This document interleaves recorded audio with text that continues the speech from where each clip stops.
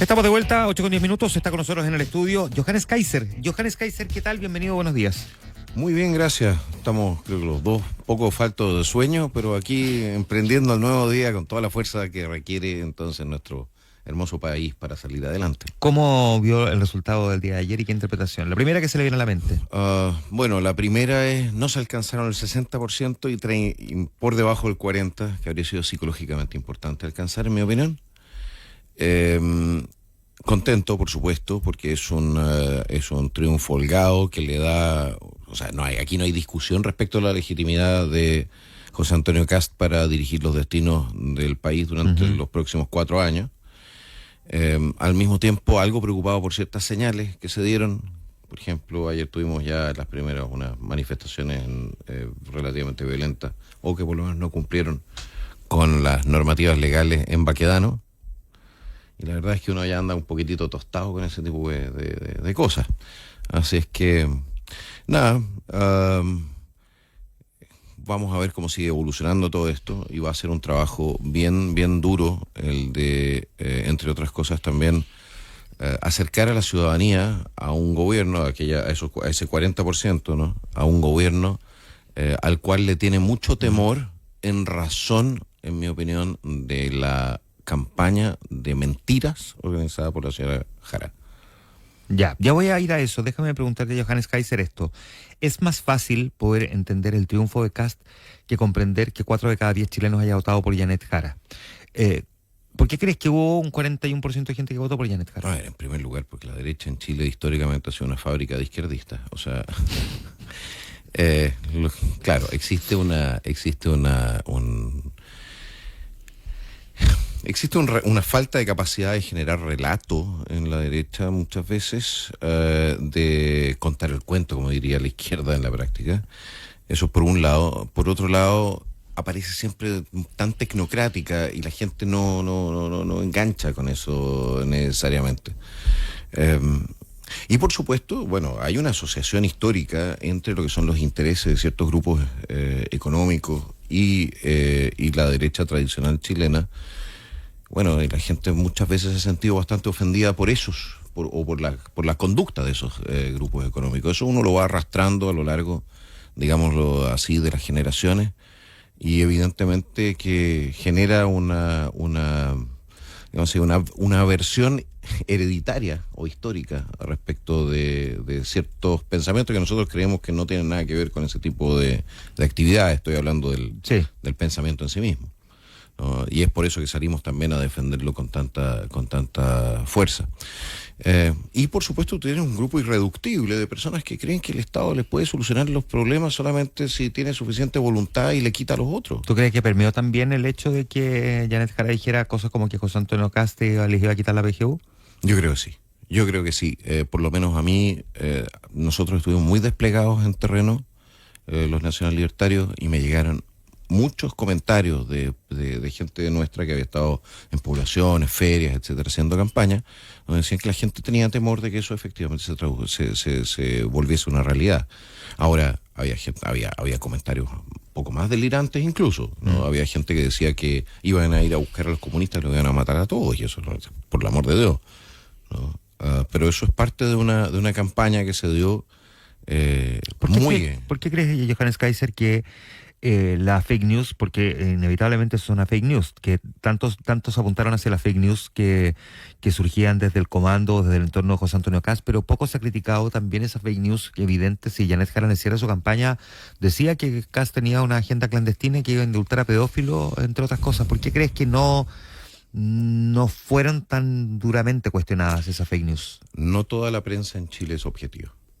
Y yo entiendo que cada persona, y eso es así, cada persona tiene su inclinación política individual, ¿ya? Pero yo creo que la prensa le quedó al debe a Chile en materia de ir levantando un poquitito, a ver, como decían por ahí, mira, yo no quiero lavarle la imagen a nadie, yo solamente quiero que se ensucie de manera más pareja, ¿ya? Ya. Entonces a José Antonio le dieron como caja, y con razón en ciertos temas, ¿ya? Pero la señora Jara le pasó colado todo lo que ha sido la actividad del Partido Comunista, pasó colada el hecho de que el Partido Comunista se haya opuesto a toda la agenda de seguridad de este gobierno, pasó colado las relaciones que tiene su partido con el régimen chavista, o sea, de Maduro, que a su vez tiene conexiones con el Tren de Aragua.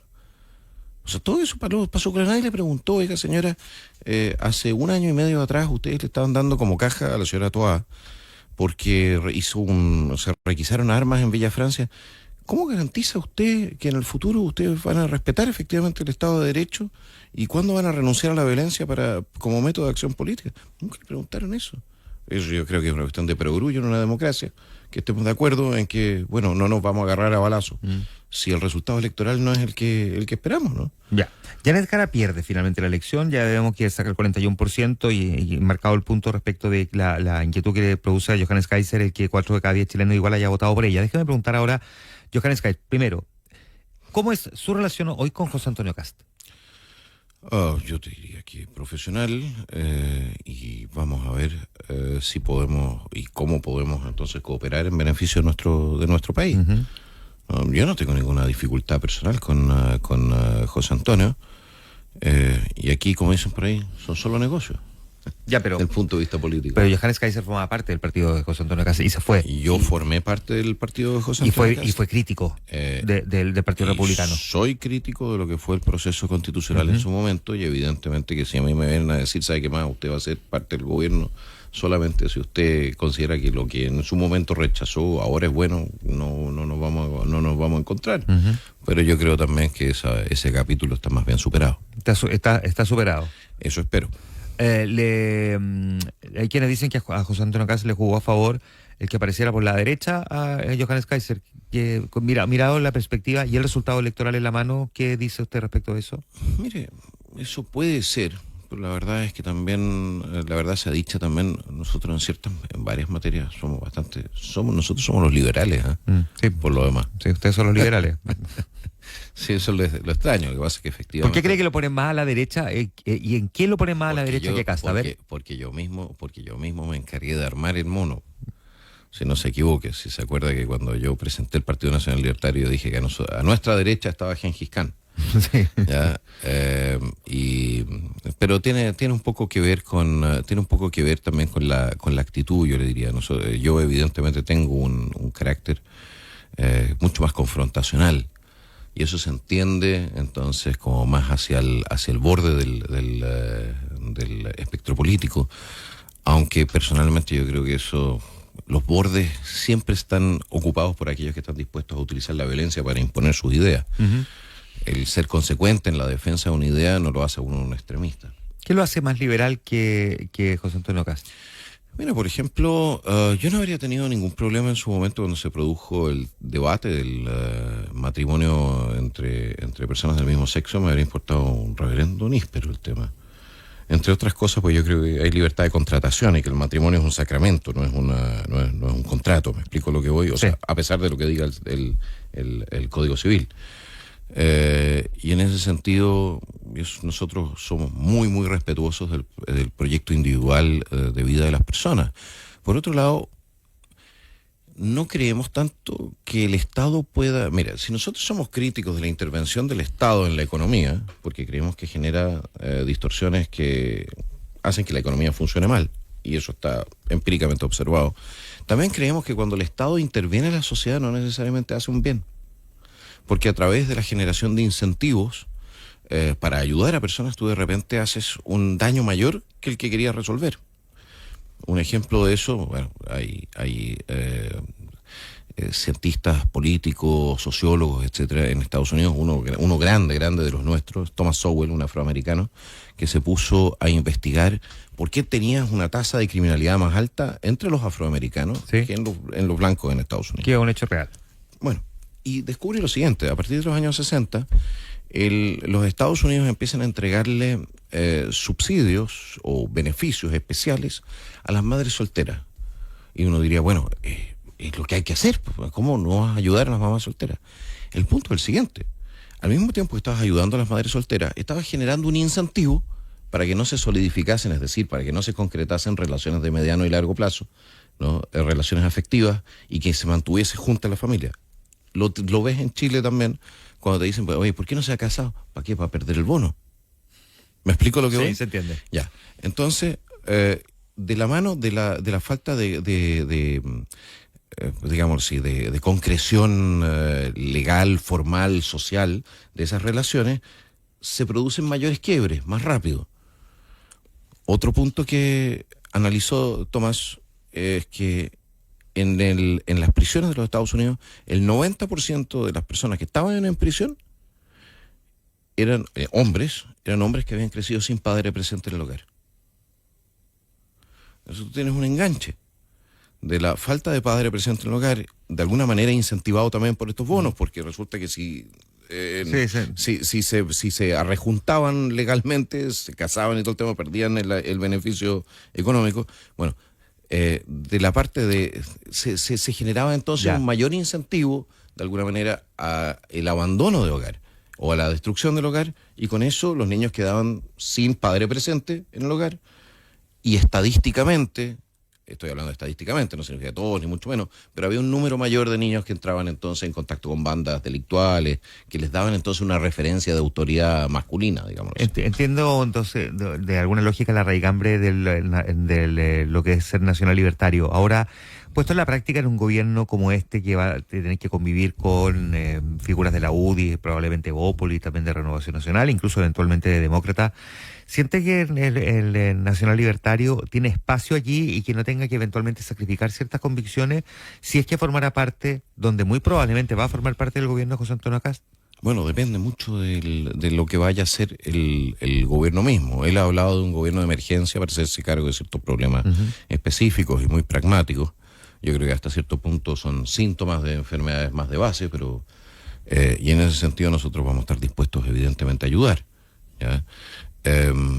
Por ejemplo, en materia de seguridad, en materia de reforzamiento de carabineros, en materia de... Bueno, la reforma judicial nosotros creemos que es una de las enfermedades de base, ¿no? Y han habido ciertas señales de apertura a la necesaria reforma del sistema de nombramiento de jueces, pero también quizás al sistema de cumplimiento de penas en materia penal, y el fortalecimiento de gendarmería, fortalecimiento del sistema carcelario.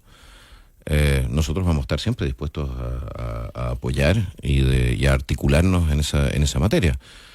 Si hubiese, no sé, un avance sobre los tributos o algo por el estilo, estaríamos felices. ¿Hay algo que José Antonio Kast haya recogido así palpable, tangible, palmario de las propuestas suyas que cree que va a implementar o que va a intentar al menos implementar en su futuro gobierno? Bueno, yo creo que si tomamos los titulares, evidentemente que ha recogido el tema de la reforma del Poder Judicial. Yo creo que estamos todos de acuerdo que a estas alturas eso se hace absolutamente imprescindible. Ahora, si vamos a hacer una reforma del Poder Judicial, tiene que ser una reforma real, profunda, que modifique nuevamente el sistema de incentivos perversos que ha estado funcionando dentro del sistema del Poder Judicial y que ha generado, por lo demás, algo que es absolutamente inaceptable, que es el trato desigual ante la ley de los ciudadanos, dependiendo de cuánto poder o cuántas redes de poder tengan. ¿Usted da por sentado que va a ser parte del gobierno? No. Las negociaciones van a iniciarse ahora, las conversaciones, y una negociación que va a ser razonable, siempre es una conversación que empieza con un resultado abierto, ¿no? Pues si no, no es una negociación, no hay ninguna, simplemente podría ir y decir, ¿sabe qué más? Usted disponga. Y la verdad es que nosotros somos el Partido Nacional Libertario, tenemos una visión política propia y evidentemente que queremos o esperamos que esa posición política sea considerada dentro de lo que es el diseño. ¿Y a usted le gustaría ser ministro? Es una gran pregunta. Yo no sé si es una buena idea. Porque el costo-beneficio es mayor. Es un tema de costo-beneficio. Yo no sé si es un costo-beneficio personal, sino que también desde el punto de vista de cómo reaccionarían desde el otro lado de la vereda.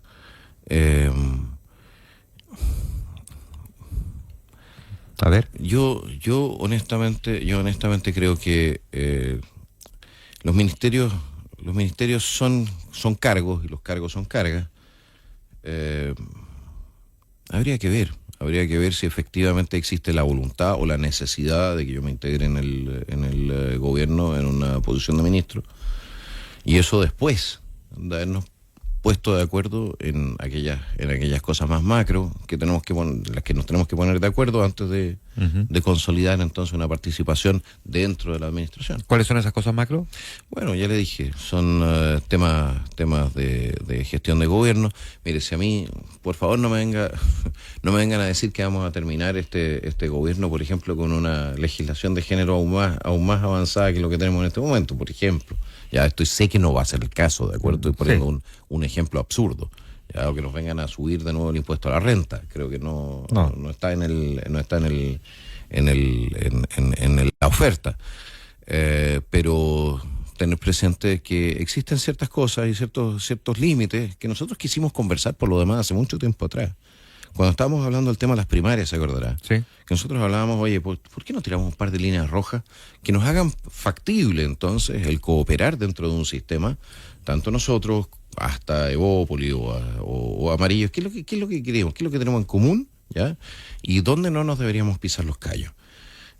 Porque en una administración el ideal es que no se tensione en razón de levantar temas que efectivamente pueden generar una fricción mayor. ¿Cuáles podrían ser esos callos que eventualmente podría pisar el gobierno de Kast y que cruce esa línea roja?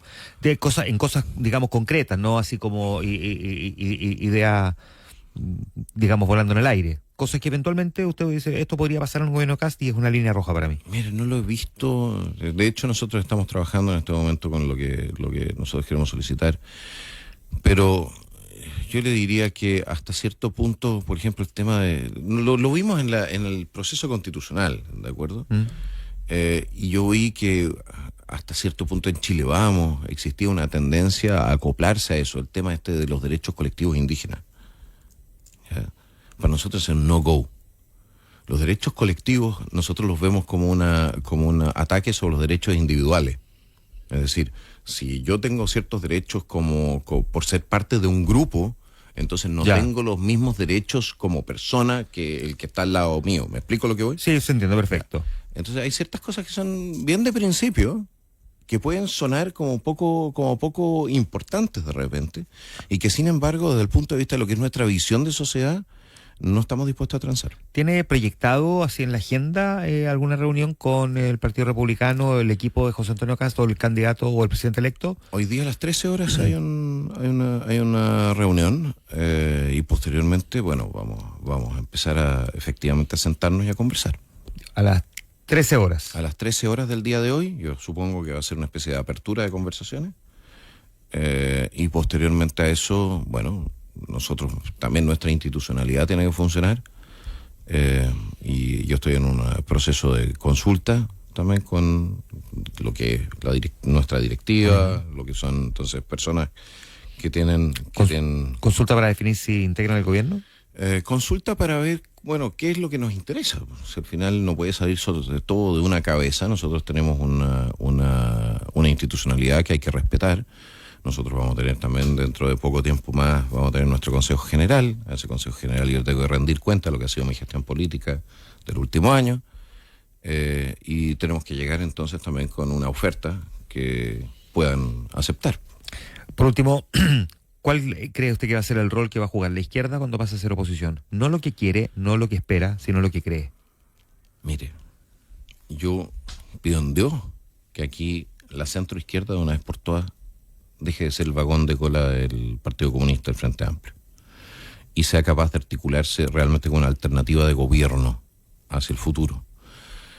¿Usted cree que habría sido distinto el resultado si hubiese sido Carolina Toá quien compitiera en segunda vuelta con Kast? Yo creo que habría sido más ajustado, sin duda, ¿ya? Porque habría dado más garantía.